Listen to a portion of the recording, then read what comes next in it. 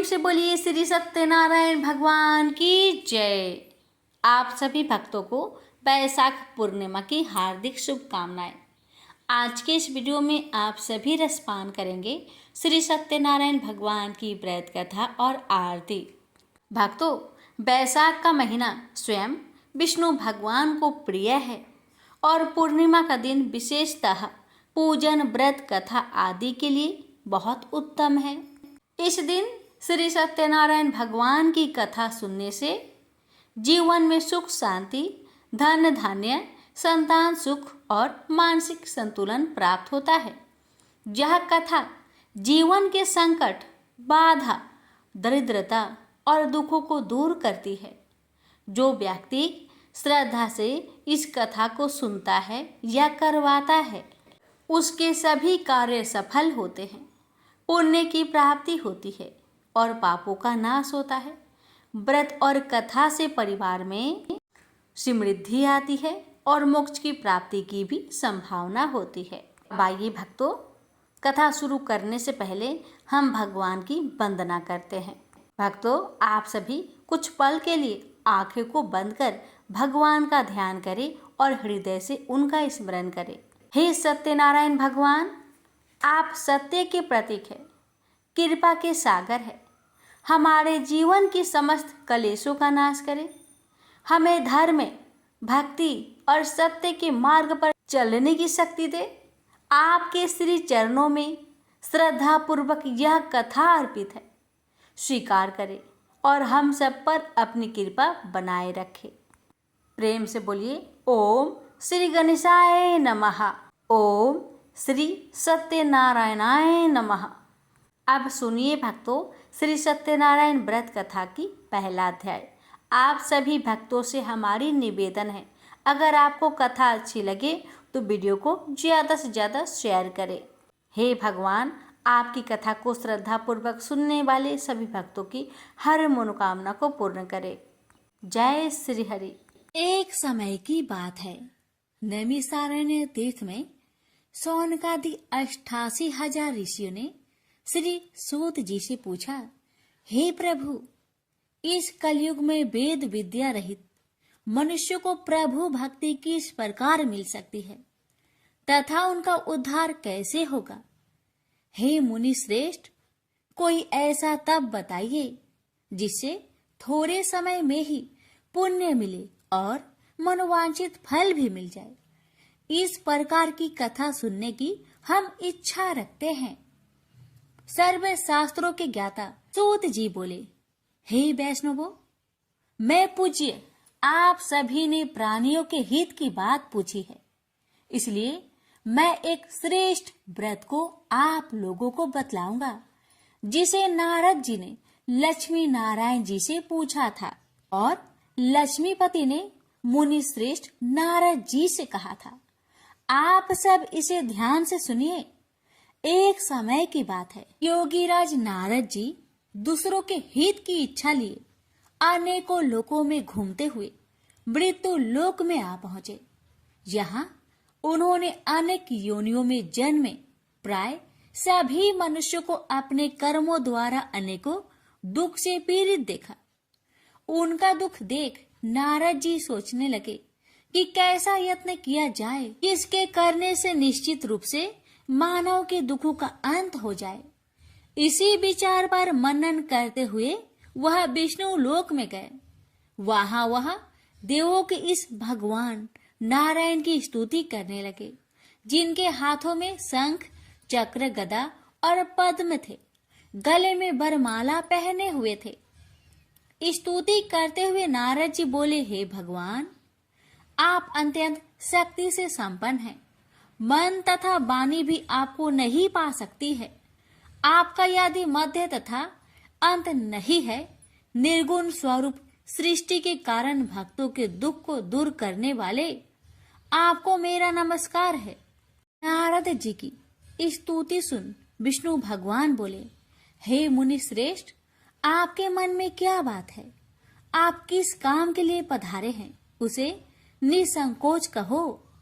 इस पर नारद मुनि बोले कि मृत्यु लोक में अनेक योनियों में जन्मे मनुष्य अपने कर्मों के द्वारा अनेकों दुख से दुखी हो रहे हैं। हे नाथ, आप मुझ पर दया रखते हैं तो बताइए कि वो मनुष्य थोड़े प्रयास से ही अपने दुखों से कैसे छुटकारा पा सकते हैं। श्री हरि बोले, हे नारद, मनुष्य की भलाई के लिए तुमने बहुत ही अच्छी बात पूछी है, जिसके करने से मनुष्य मोह से छूट जाता है। वह बात मैं कहता हूँ, उसे सुनो। स्वर्ग लोक व मृत्यु लोक दोनों में एक दुर्लभ उत्तम व्रत है जो पुण्य देने वाला है। आज प्रेम बस होकर मैं उसे तुमसे कहता हूँ। श्री सत्यनारायण भगवान का यह व्रत अच्छी तरह विधान पूर्वक करके मनुष्य तुरंत ही यहाँ सुख भोग कर मरने पर मोक्ष पाता है। श्री हरि के वचन सुन नारद जी बोले कि उस व्रत का फल क्या है और उसका विधान क्या है। यह व्रत किसने किया था, इस व्रत को किस दिन करना चाहिए, सभी कुछ विस्तार से बताए। नारद की बात सुनकर श्री हरि बोले, दुख व शोक को दूर करने वाला यह व्रत सभी स्थानों पर विजय दिलाने वाला है। मानव को भक्ति व श्रद्धा के साथ शाम को श्री सत्यनारायण की पूजा धर्म परायण होकर ब्राह्मणों व बंधुओं के साथ करनी चाहिए। भक्ति भाव से ही नैवेद्य केले का फल, घी, दूध और गेहूं का आटा सवाया ले। गेहूं के स्थान पर साठी का आटा, शक्कर तथा गुड़ लेकर वह सभी भक्षण योग्य पदार्थों को मिलाकर भगवान का भोग लगाए। ब्राह्मणों सहित बंधु बांधवों को भी भोजन कराए। उसके बाद स्वयं भोजन करे और भजन कीर्तन के साथ भगवान की भक्ति में लीन हो जाए। इस तरह से सत्यनारायण भगवान का यह व्रत करने पर मनुष्य की सारी इच्छाएं निश्चित रूप से ही पूरी होती है। इस कली काल अर्थात कलयुग में मृत्यु लोक में मोक्ष का यही एक सरल उपाय है। इति श्री सत्यनारायण व्रत कथा प्रथम अध्याय संपूर्ण। श्रीमन नारायण नारायण नारायण, भज मन नारायण नारायण नारायण। श्री सत्यनारायण भगवान की जय। सूत जी बोले, हे ऋषियों, जिसने पहले समय में इस व्रत को किया था उसका इतिहास कहता हूँ, ध्यान से सुनो। सुंदर काशीपुरी नगरी में एक अत्यंत निर्धन ब्राह्मण रहता था। भूख प्यास से परेशान हुआ धरती पर घूमता रहता था। ब्राह्मणों से प्रेम करने वाले भगवान ने एक दिन ब्राह्मण का भेष धारण कर उसके पास जाकर पूछा, हे ब्रीप, नित्य दुखी होकर तुम पृथ्वी पर क्यों घूमते हो? दीन ब्राह्मण बोला, मैं निर्धन ब्राह्मण हूँ, भिक्षा के लिए धरती पर घूमता हूँ। हे भगवान, यदि आप इसका कोई उपाय जानते हो तो बताइए। वृद्ध ब्राह्मण कहता है कि सत्यनारायण भगवान मनोवांछित फल देने वाले हैं, इसलिए तुम उनका पूजन करो। इसे करने से मनुष्य सभी दुखों से मुक्त हो जाता है। वृद्ध ब्राह्मण बनकर आए सत्यनारायण भगवान उस निर्धन ब्राह्मण को व्रत का सारा विधान बताकर अंतर्ध्यान हो गए। मन ही मन सोचने लगा कि जिस व्रत को वृद्ध ब्राह्मण करने को कह गया है मैं उसे जरूर करूंगा। यह निश्चय करने के बाद उसे रात में नींद नहीं आई। वह सवेरे उठकर सत्यनारायण भगवान के व्रत का निश्चय कर भिक्षा के लिए चला गया। उस दिन निर्धन ब्राह्मण को भिक्षा में बहुत धन मिला, जिससे उसने बंधु बांधवों के साथ मिलकर श्री सत्यनारायण भगवान का व्रत संपन्न किया। भगवान सत्यनारायण का व्रत संपन्न करने के बाद वह निर्धन ब्राह्मण सभी दुखों से छूट गया और अनेक प्रकार की संपत्तियों से युक्त हो गया। उसी समय से यह ब्राह्मण हर माह इस व्रत को करने लगा।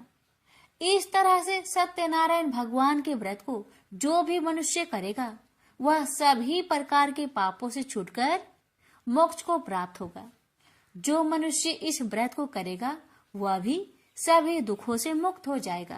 सूत जी बोले कि इस तरह से नारद जी से नारायण जी का कहा हुआ श्री सत्यनारायण व्रत को मैंने तुमसे कहा, हे वृपो, मैं अब और क्या कहूँ? ऋषि बोले, हे मुनिवर, संसार में उस व्रीप से सुनकर और किस किस ने इस व्रत को किया, हम सब इस बात को सुनना चाहते हैं। इसके लिए हमारे मन में श्रद्धा का भाव है। सूत जी बोले, हे मुनियों, जिसने इस व्रत को किया है वह सब सुनो। एक समय वही व्रीप धन व ऐश्वर्य के अनुसार अपने बंधु बांधवों के साथ इस व्रत को करने को तैयार हुआ। उसी समय एक लकड़ी बेचने वाला बूढ़ा आदमी आया और लकड़ियां बाहर रखकर अंदर ब्राह्मण के घर में गया।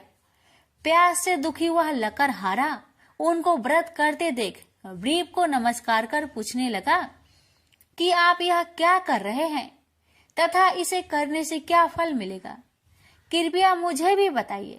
ब्राह्मण ने कहा कि सब मनोकामनाओं को पूरा करने वाला यह सत्यनारायण भगवान का व्रत है। इनकी कृपा से ही मेरे घर में धन्य धान्य आदि की वृद्धि हुई है। व्रीप से सत्यनारायण व्रत के कथा के बारे में जानकर लकड़हारा बहुत प्रसन्न हुआ। चरणामृत लेकर वह प्रसाद खाने के बाद वह अपने घर गया।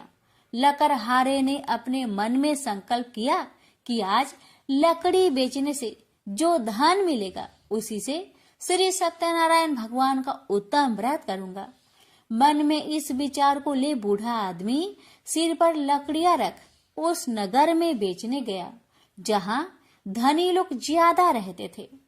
उस नगर में उसे अपनी लकड़ियों का दाम पहले से 4 गुना अधिक मिलता है। बूढ़ा प्रसन्नता के साथ दाम लेकर केले, शक्कर, घी, दूध, दही और गेहूं का आटा ले और सत्यनारायण भगवान की व्रत की अन्य सामग्रियां लेकर अपने घर गया।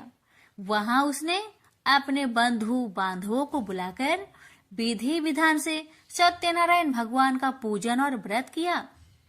इस व्रत के प्रभाव से वह बूढ़ा लकड़हारा धन पुत्र आदि से युक्त होकर संसार के समस्त सुख भोग अंत काल में बैकुंठ धाम को चला गया। इति श्री सत्यनारायण व्रत कथा 2 अध्याय संपूर्ण। श्रीमन नारायणे नारायणे नारायणे भज मन नारायणे नारायणे नारायणे। श्री सत्यनारायण भगवान की जय। सूत जी बोले, हे श्रेष्ठ मुनियों, अब आगे की कथा कहता हूँ। पहले समय में उल्कामुख नाम का एक बुद्धिमान राजा था। वह सत्य वक्ता और जितेंद्रिय था। प्रतिदिन देव स्थानों पर जाता और निर्धनों को धन देकर उनके कष्ट दूर करता था। उसकी पत्नी कमल के समान मुख वाली तथा सती साध्वी थी। भद्रशिला नदी के तट पर उन दोनों ने श्री सत्यनारायण भगवान का व्रत किया। उसी समय साधु नाम का एक वैश्य आया। उसके पास व्यापार करने के लिए बहुत सा धन भी था। राजा को व्रत करते देखकर वह विनय के साथ पूछने लगा, हे राजन, भक्ति भाव से पूर्ण होकर आप यह क्या कर रहे हैं? मैं सुनने की इच्छा रखता हूँ, तो आप मुझे बताए। राजा बोले, हे साधु, अपने बंधु बांधवों के साथ पुत्र आदि की प्राप्ति के लिए एक महाशक्तिमान श्री सत्यनारायण भगवान का व्रत व पूजन कर रहा हूँ। राजा के वचन सुन साधु आदर से बोला, हे राजन, मुझे इस व्रत का सारा विधान कहिए। आपके कथा अनुसार मैं भी इस व्रत को करूंगा। मेरी भी संतान नहीं है और इस व्रत को करने से निश्चित रूप से मुझे संतान की प्राप्ति होगी। राजा से व्रत का सारा विधान सुनकर व्यापार से निवृत्त हो वह अपने घर गया। साधु वैश्या ने अपनी पत्नी को संतान देने वाले इस व्रत का वर्णन कह सुनाया और कहा कि जब मेरी संतान होगी तब मैं इस व्रत को करूंगा। साधु ने इस तरह के वचन अपनी पत्नी लीलावती से कहे। एक दिन लीलावती पति के साथ आनंदित हो सांसारिक धर्म में प्रवृत्त होकर सत्यनारायण भगवान की कृपा से गर्भवती हो गई। 10वें महीने में उसके गर्भ से एक सुंदर कन्या ने जन्म लिया। दिनों दिन वह ऐसे बढ़ने लगी जैसे कि शुक्ला पक्ष का चंद्रमा बढ़ता है। माता पिता ने अपनी कन्या का नाम कलावती रखा। एक दिन लीलावती ने मीठे शब्दों में अपने पति को याद दिलाया कि आपने सत्यनारायण भगवान के जिस व्रत को करने का संकल्प किया था उसे करने का समय आ गया है। आप इस व्रत को करिए। साधु बोला कि हे प्रिय, इस व्रत को मैं उसके विवाह पर करूंगा। इस प्रकार अपनी पत्नी को अवशासन देकर वह नगर को चला गया। कलावती पिता के घर में रह वृद्धि को प्राप्त हो गई। साधु ने एक बार नगर में अपनी कन्या को सखियों के साथ देखा तो तुरंत ही दूत को बुलवाया और कहा कि मेरी कन्या की योग वर देखकर आओ। साधु की बात सुनकर दूत कंचन नगर में पहुंचा और वहां देखभाल कर लड़की के सुयोग बनिक पुत्र को ले आया। सुयोग लड़के को देख साधु ने बंधु बांधवों को बुलाकर अपनी पुत्री का विवाह कर दिया।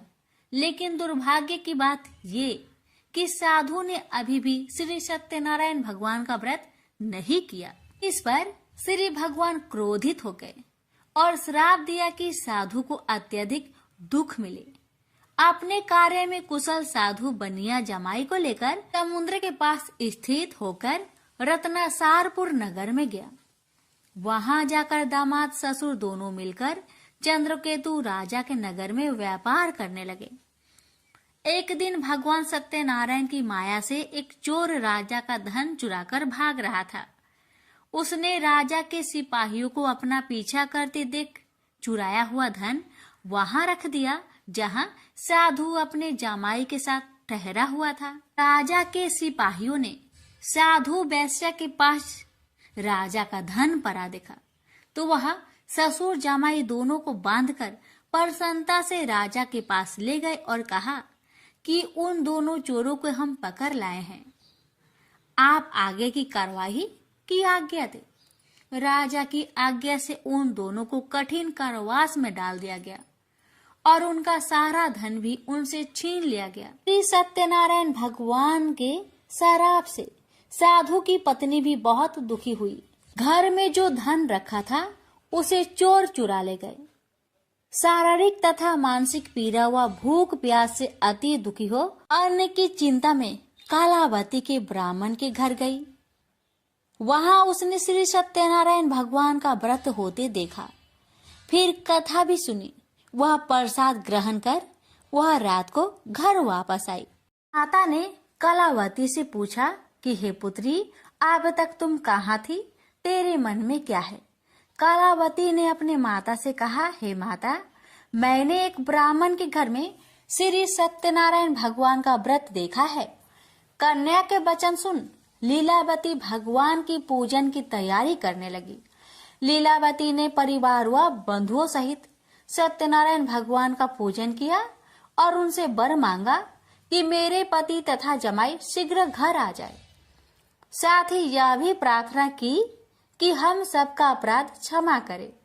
श्री सत्यनारायण भगवान इस व्रत से संतुष्ट हो गए और राजा चंद्रकेतु को सपने में दर्शन दे कहा कि हे राजन, तुम उन दोनों वेश्या को छोड़ दो और तुमने उनका जो धन लिया है उसे वापस कर दो। अगर ऐसा नहीं किया तो मैं तुम्हारा धन, राज्य व संतान सभी को नष्ट कर दूंगा। राजा को यह सब कहकर वह अंतर्ध्यान हो गए। अतः काल सभा में राजा ने अपना सपना सुनाया। फिर बोले कि बानिक पुत्र को कैद से मुक्त कर सभा में लाओ। दोनों ने आते ही राजा को प्रणाम किया।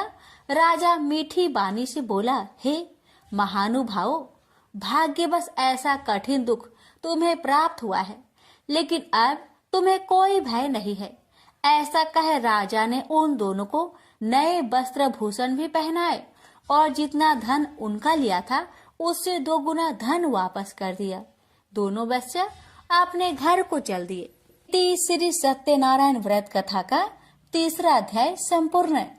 श्रीमन नारायण नारायण नारायण, भज मन नारायण नारायण नारायण, श्री सत्यनारायण भगवान की जय। सूत जी बोले, वैश्या ने मंगलाचार कर अपनी यात्रा आरंभ की और अपने नगर की ओर चल दिया। उसके थोड़ी दूर जाने पर एक दंड भेषधारी श्री सत्यनारायण ने उनसे पूछा, हे साधु, तेरी नाव में क्या है? अभिमानी बानिक हंसता हुआ बोला, हे दंडी, आप क्यों पूछते हो? क्या धन लेने की इच्छा है? मेरी नाव में तो बेल व पत्ते भरे हुए हैं। वैश्या के कठोर वचन सुन भगवान बोले, तुम्हारा वचन सत्य हो। दंडी ऐसे वचन कहे वहां से दूर चले गए। कुछ दूर जाकर समुद्र के किनारे बैठ गए। दंडी के जाने के बाद साधु वैश्या ने नित्य क्रिया के पश्चात नाव को ऊंची उठते देखकर अचंभा माना और नाव में बेल पत्ते आदि देख वह मूर्छित हो जमीन पर गिर पड़ा। मूर्छा खोलने पर वह अत्यंत शोक में डूब गया। तब उसका दामाद बोला कि आप शोक न मनाए, यह दंडी का श्राप है, इसलिए हमें उनकी शरण में जाना चाहिए, तभी हमारी मनोकामना पूरी होगी। दामाद की बात सुनकर वह दंडी के पास पहुंचा और अत्यंत भक्ति भाव नमस्कार करके बोला, मैंने आपसे जो असत्य वचन कहे थे उनके लिए मुझे क्षमा दे।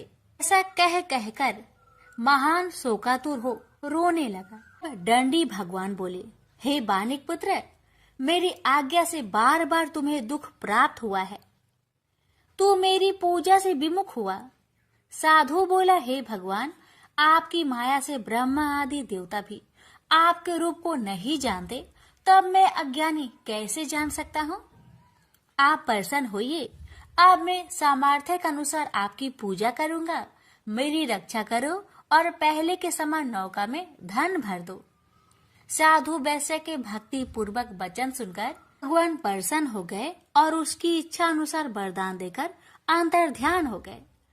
ससुर जमाई जब नाव पर आए तो नाव धन से भरी हुई थी। फिर वही अपने अन्य साथियों के साथ सत्यनारायण भगवान का पूजन कर अपने नगर को चल दिए। जब नगर के नजदीक पहुंचे तो दूत को घर पर खबर करने के लिए भेज दिया। दूत साधु की पत्नी को प्रणाम कर कहता है कि मालिक अपने दामाद सहित नगर के निकट आ गए हैं। दूत की बात सुन साधु की पत्नी लीलावती ने बड़े हर्ष के साथ सत्यनारायण भगवान का पूजन कर अपनी पुत्री कलावती से कहा कि मैं अपने पति के दर्शन को जाती हूँ, तू कार्य पूर्ण कर शीघ्र आ जाना। माता के ऐसे वचन सुन कलावती जल्दी में प्रसाद छोड़ अपने पति के पास चली गई। प्रसाद की अवज्ञा के कारण श्री सत्यनारायण भगवान रुष्ट हो गए और नाव सहित उसके पति को पानी में डुबो दिए।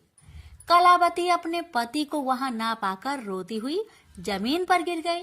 नौका को डूबा हुआ देख वह कन्या को रोता देख साधु दुखी होकर बोला कि हे प्रभु, मुझसे तथा मेरे परिवार से जो भूल हुई है उसे क्षमा करे। साधु के दीन वचन सुनकर श्री सत्यनारायण भगवान प्रसन्न हो गए और आकाशवाणी हुई, हे साधु, तेरी कन्या मेरे प्रसाद को छोड़कर आई है, इसलिए उसका पति अदृश्य हो गया है। यदि वह घर जाकर प्रसाद खाकर लौटती है तो इसे उसका पति अवश्य मिलेगा। ऐसी आकाशवाणी सुन कलावती घर पहुंचकर प्रसाद खाती है और फिर आकर अपने पति के दर्शन करती है। उसके बाद साधु अपने बंधु बांधवों सहित श्री सत्यनारायण भगवान का विधि विधान से पूजन करता है। इस लोक का सुख भोग वह अंत में स्वर्ग जाता है। इति श्री सत्यनारायण व्रत कथा चतुर्थ अध्याय संपूर्ण। श्रीमन नारायणे नारायणे नारायणे भज मन नारायणे नारायणे नारायण।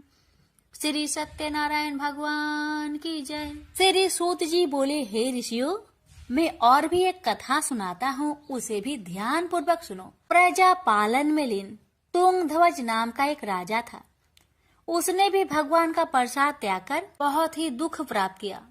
एक बार वन में जाकर वन्य पशुओं को मारकर वह बर के पेड़ के नीचे आया।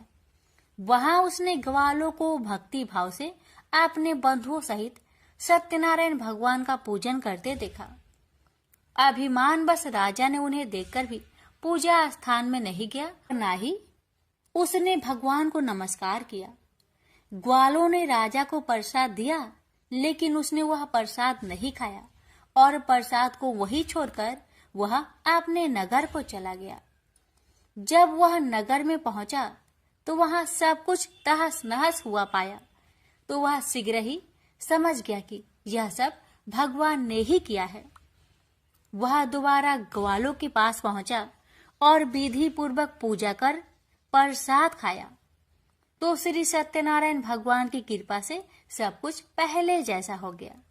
दीर्घ काल तक सुख भोगने के बाद मरोना उपरांत उसे स्वर्गलोक की प्राप्ति हुई। तो मनुष्य परम दुर्लभ इस व्रत को करेगा तो भगवान सत्यनारायण की अनुकंपा से उसे धन्य धान्य की प्राप्ति होगी। निर्धन धनी हो जाता है और भय मुक्त हो जीवन जीता है।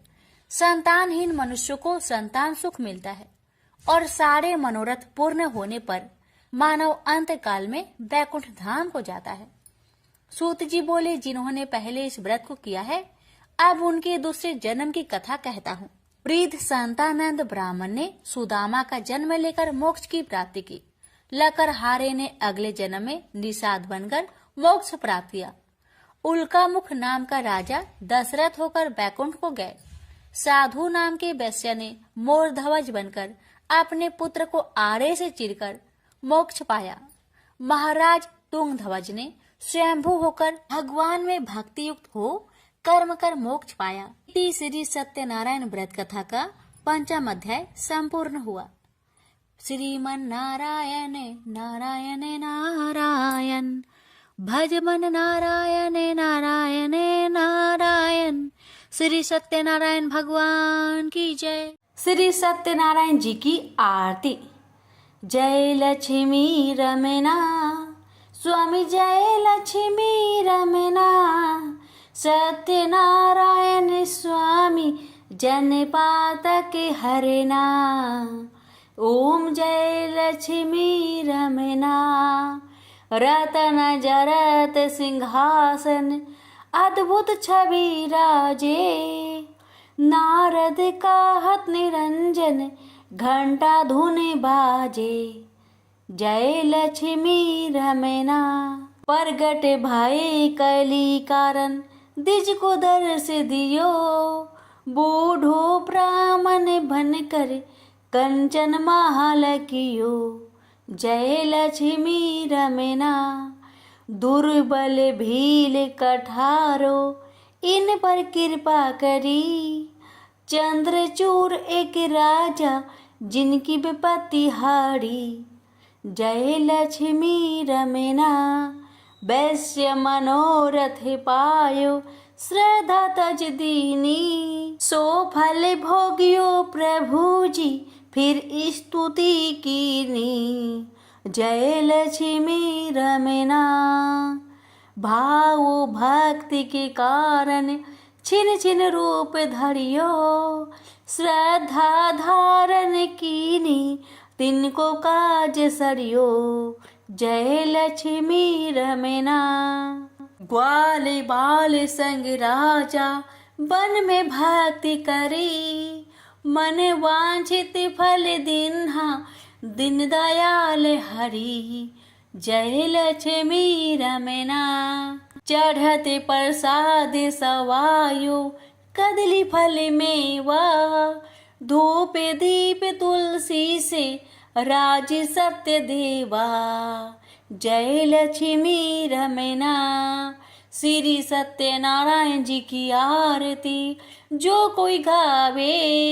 कहते शिवानंद स्वामी, मन वांछित फल पावे। जय लक्ष्मी रमना। प्रेम से बोलिए सत्यनारायण भगवान की जय। भक्तों, अब अपने हाथों को जोड़िए और भगवान से क्षमा प्रार्थना करते हैं। बोलिए, हे सत्यनारायण भगवान, अगर इस व्रत, पूजा, कथा, आरती या सेवा में किसी भी प्रकार की त्रुटि, उच्चारण में भूल, मंत्रों में गलती या नियमों में कोई कमी रह गई हो, तो मैं हृदय से आपसे क्षमा मांगती हूँ। मैंने जो कुछ भी किया वह श्रद्धा से किया, आप सब कुछ जानने वाले हैं, कृपया मेरी भक्ति को स्वीकार करें। आपकी कृपा बनी रहे, यही मेरी प्रार्थना है। प्रेम से बोलिए सत्यम शिवम सुंदरम। श्री सत्यनारायण भगवान की जय।